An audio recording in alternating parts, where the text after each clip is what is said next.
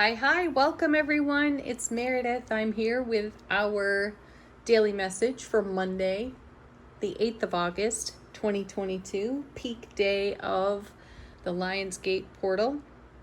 I did a separate video on that. I will link it for you at the end of this one. I highly recommend you check it out. And we are using our fiery, passionate, wonderful Bonefire Tarot for today's message. I couldn't think of a better deck to use for the Lionsgate energy. So let's jump right in. We've got the Sun in Leo. We have the Moon in Sagittarius for most of a good portion of the day. It's going to move into Capricorn in the 4 o'clock hour today. Check your own time zone. And yeah, we still have 4 planets and 1 asteroid in retrograde. Check out that series. It is a playlist here on the channel, and I'll link it for you at the end of this video too. Okay, let's go. What's on offer to us today on this most auspicious day? 8. 8 of coins. I love it. I love that we're starting with an 8. You know, 8s are all about momentum and movement, and this particular 8, the 8 of coins, has a little bit of a reputation for being a slow, ho-hum kind of card. Naturally, I don't feel that way about it. It's the card that tells you you're being successful. Keep doing what you're doing because it is successful.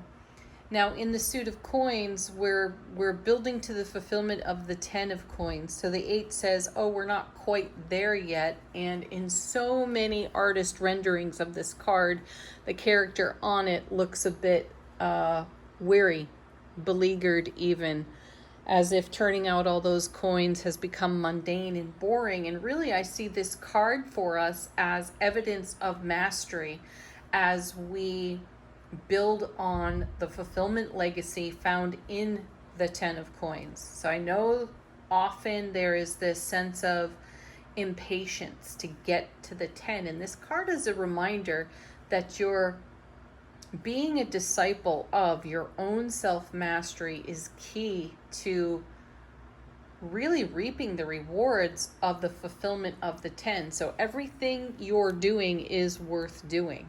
The universe is likely showing you some signs. Pay attention. You may see hummingbirds. You may see cardinals. Hummingbirds are all about accomplishing what appears to be the impossible. Cardinals, they're all about everything you do is important. So check the signs in your environment and see what they're saying to you. All right, next 2 cards. Holy wow. Okay, so here's the Hermit accompanied by the High Priestess. Whoa. Now, okay, look at this pairing. We have the Hermit holding the lantern aloft, right? That's the lantern of enlightenment. And the lantern of enlightenment is amplifying the magnificence of our intuitive messages. The message of the Hermit is also about a quest beckoning. We're being called.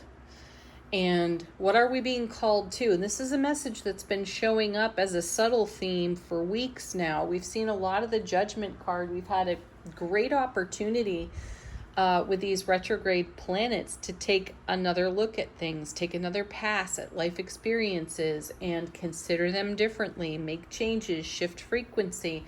And we've been encouraged time and time again to pay closer attention to what our intuition is saying as opposed to the ego mind chatter, right? And often, so often, the ego mind chatter dominates out of programming, belief system. Yet the High Priestess is going to have us expanding our awareness into what rises out of the subconscious. And I feel like the Hermit holds the lantern of enlightenment aloft within the subconscious, and we are able to channel intuitively right out of the subconscious and change frequency. So consider your subconscious everything that was ever written on the slate of your waking consciousness from age 0 to 7.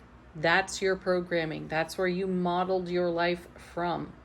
and the subconscious runs the programs through there. So here we're having a great opportunity to bring our self-mastery, 8 of Coins, into sharp, clear focus, bright, loving light of the intuition. Isn't that amazing? Woo! We've seen a bit of the High Priestess lately too, and she's been bringing a message of discretion, which has been encouraging us to be mindful of the individuals that we share this information with. We've talked about it recently. You may be having epiphany style discoveries when it comes to your personality and how you feel within self-relationship, and then you share that with someone and they rain all over your parade and sort of takes some of the punch out of what it was you were discovering. So consider with whom you share these tender, vulnerable subtleties with. Just consider that.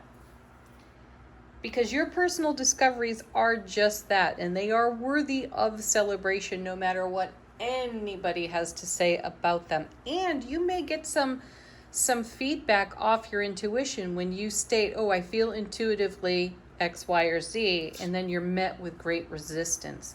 That can give the ego chatter an opportunity to rise. And we want to see that happen so that we can be unconditionally loving and compassionate to our own selves and maintain the development of our self-mastery rather than allowing it to stall out because some negative Nelly around us took aim at our enthusiasm. Okay, next set. Wow. Yeah. And here's why. Here comes the Four of Wands, and with it, the Two of Cups. So the Four of Wands, happiest card in the minor arcana of tarot. It's a super stable foundation. It's passionate, it's fiery, it's a portal card. It's often referred to as the 1111 portal card, which I find fascinating to receive on a day when the Lionsgate portal is at its peak, right? And what are we bringing through?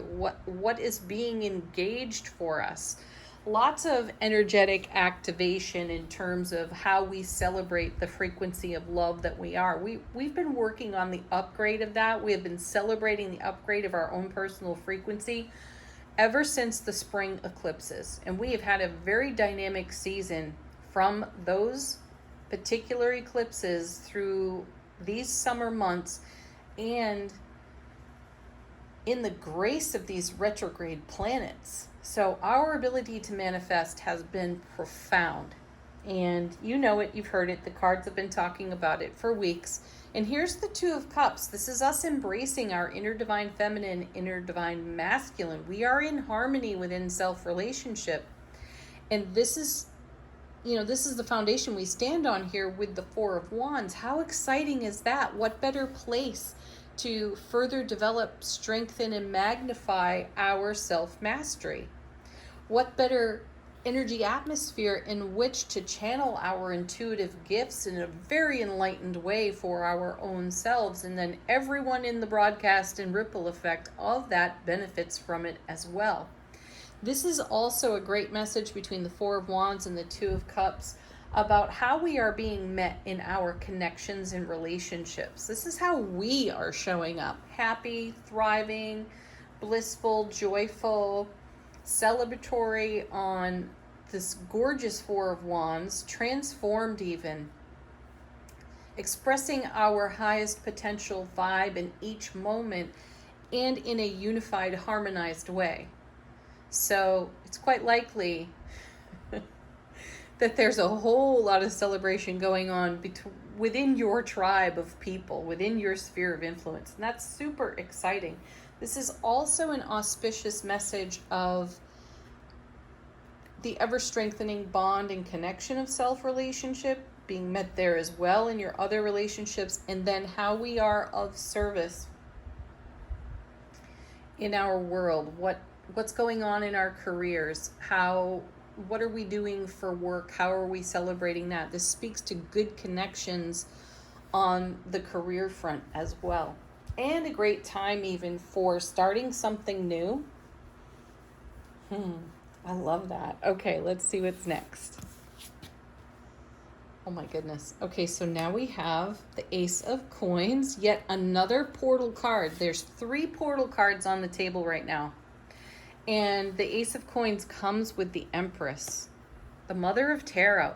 So we have a card of great abundance, opportunity, and great love with its wide open gateway, doorway to the Empress. So think back over the past few weeks, we've seen the Empress show up with the Ace of Cups, either before her or just after her. And we've spoken on this in terms of, the Empress is ever about to give birth to something. She's about cycles and rhythms and pregnancy and gestation, fertility, happiness, and love, love, love this one.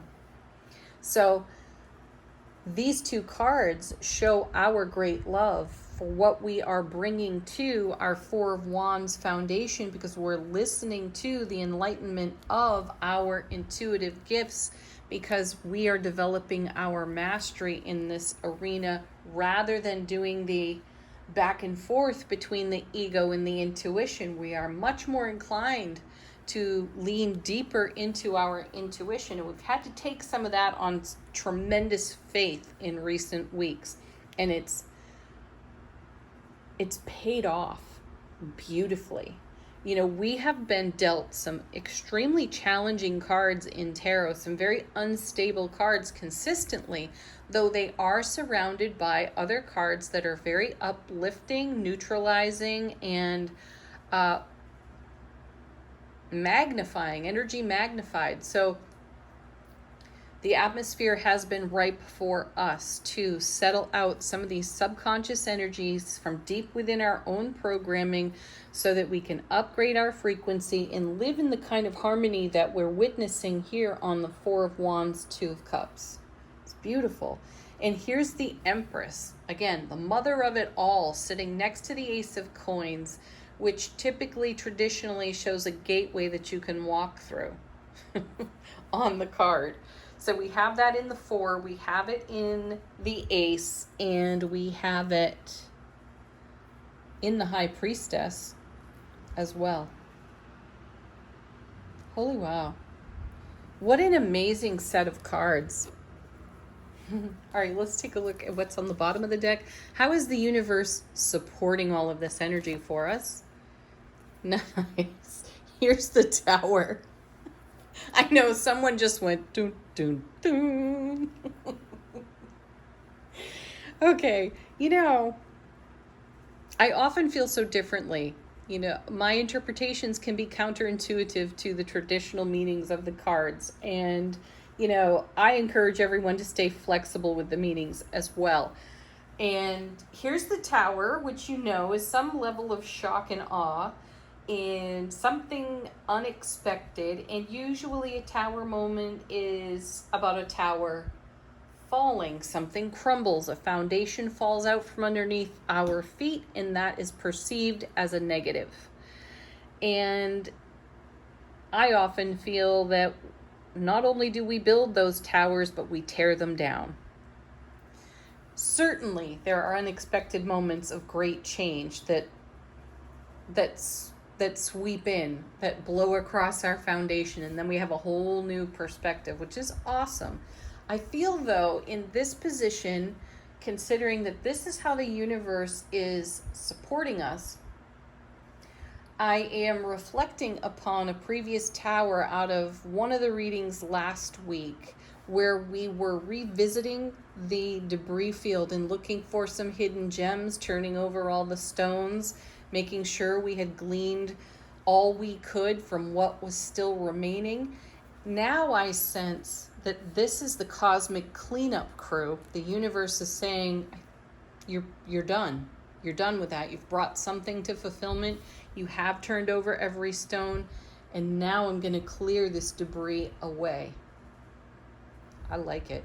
Next.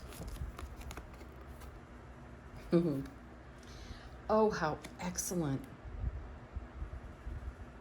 Here's the Two of Swords. You know, this is going within to make a choice, a decision, to shut out the noise or the static of the world, of all the pollution, let's just say. Energy pollution, noise pollution, light pollution. You know, we put the blindfold on, we cross our arms over our heart center, and we go deep within the self. And I feel that this is more the universe embracing us as this tower gets bulldozed. Ooh. And then we have, wow, look at this, the Ace of Cups. Could you ask for more fantastic cards than these? Truly. So here's the Ace of Cups, the divine and cosmic gift. See, this tower business has got to go. And to go in a loving way, in a graceful way. We're being blessed and gifted with the divine and cosmic presence of the Ace of Cups, which is love, bliss, joy, happiness, fertility, on overflow. There is so much to spare and share in this overflow. So I feel the universe has embraced us here in the Two of Cups and is pouring this Two of Swords, pouring this Ace of Cups on us. We're receiving this. And you know, this is just the thing. Whenever we clear some sort of thought, pattern, belief, anything that we have invested energy in, what do we replace that energy with but love? You know, think about it like Swiss cheese. You know, if you pull out an energy, you're left with some kind of void, a hole, right? What do we fill it in with? We fill it in with love, pure, overflowing, authentic, raw love. And the universe is doing that for us. Yeah, look at this. Now we have two of the happiest cards in tarot on the table. Here's the sun. The sun is shining. Ruling planet of Leo on the Lion's Gate. Gorgeous. And this is brilliant clarity. This is so that we can see from behind that blindfold, we can see with clarity within. Hence the ever beckoning quest of the Hermit to show us, to light the way for us deeper into our subconscious and our intuition so we can continually upgrade our frequency and live the happy, loving joyousness that we are. And then the Knight of Coins. I love that because there's no impetuousness to this energy.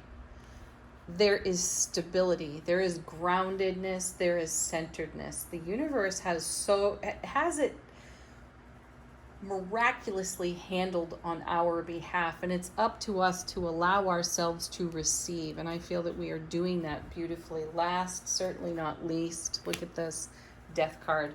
Transformation all over the place. Take advantage of it, invest in it, lean deeply into it, because this is a card about endings and beginnings and how they happen simultaneously. So as soon as you identify some pattern and you compassionately allow that to drift away, you also compassionately receive simultaneously this gorgeous loving essence from the multiverse. You are filled with it. You are made of it. You are it. You are the Ace of Cups. How amazing is that? Okay. Angel answers. Ask a question of this deck if you have one. Allow it to confirm something for you. And let it be a personal message from your own guides and angels.